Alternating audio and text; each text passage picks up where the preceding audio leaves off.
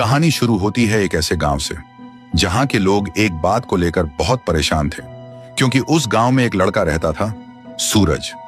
उसकी उम्र लगभग 45 साल थी, लेकिन दिखने में वह बिल्कुल 18 से 19 साल का जवान लगता था।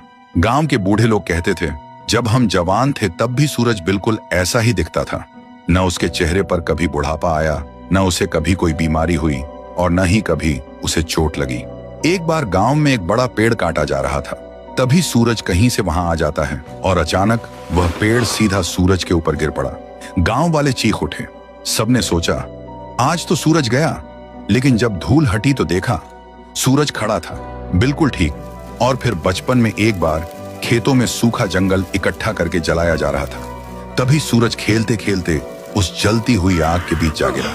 गांव वालों को लगा आज तो सूरज गया, लेकिन जब वह उस भड़कती आग के अंदर से बाहर आया तो उसके शरीर पर आग का कोई असर ही नहीं था।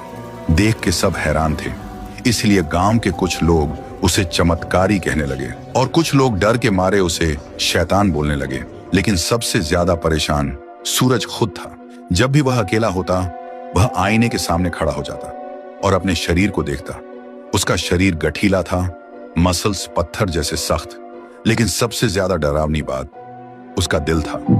उसका दिल 1 मिनट में सिर्फ 3 बार धड़कता था।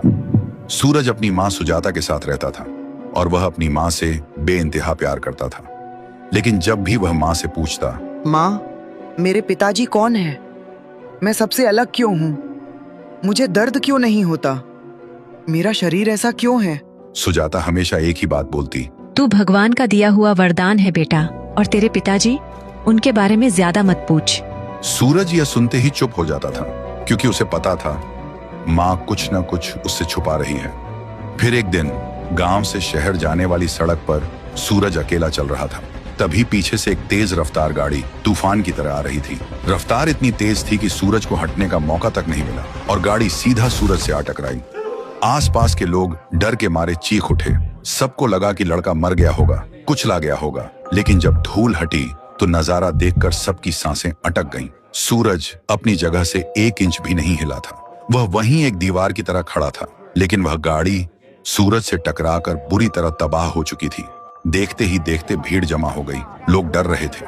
भीड़ में से कोई बोल रहा था, देखो, गाड़ी तबाह हो गई पर इससे कुछ नहीं हुआ। ये इंसान है या कोई शैतान? सूरज ने अपने आप को छू कर देखा।